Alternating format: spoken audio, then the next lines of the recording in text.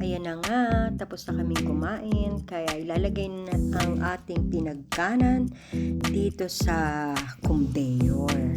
Ayan na nga.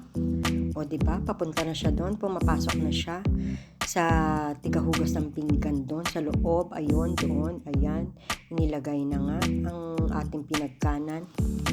O diba, ganyan siya kasosyal.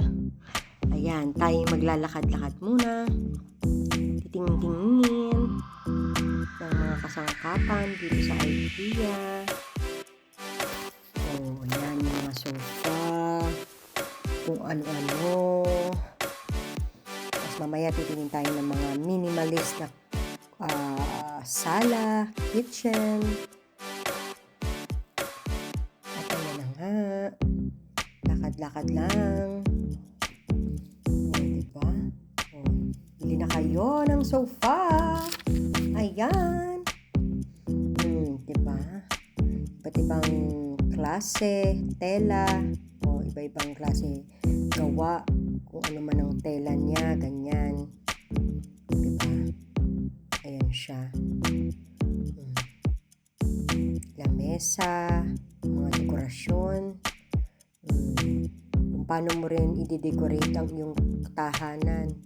Ayan na nga, magpapasko na. Pwede natin gawing parol yun. Diba? Tingin tayo ng minimalist na sala. O diba?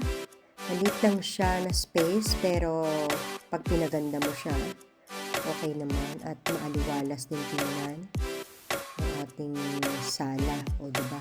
Ayan na yung ating sala. Tapos, ayan na yung ating hapagkainan. Yung maliit na yun. Maganda rin yung ilaw, diba? Social. Ayan na yung kitchen mo. Yung design ng kitchen mo, syempre, maganda rin siya. Okay siya. Yan yung ating lamesa. Social. Pwede magiging ganyan siya. Ayan. Mamamahinga ka dyan. Ayan na yung sala. Minimalist lang siya, pero okay naman dahil kahit papaano may mga kasangkapan na kasya sa iyong maliit na sala. Pag dinekorasyonan mo siya, maganda. Kaya kahit papaano, okay siya. Yung mga sofa, ibang design ng sofa. Mga puan. Ano siya.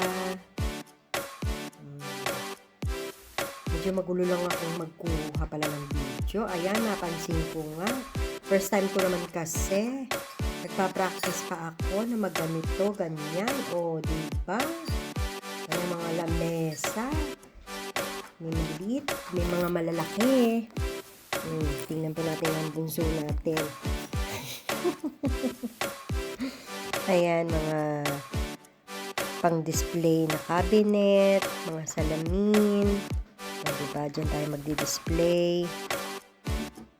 Mga cabinet.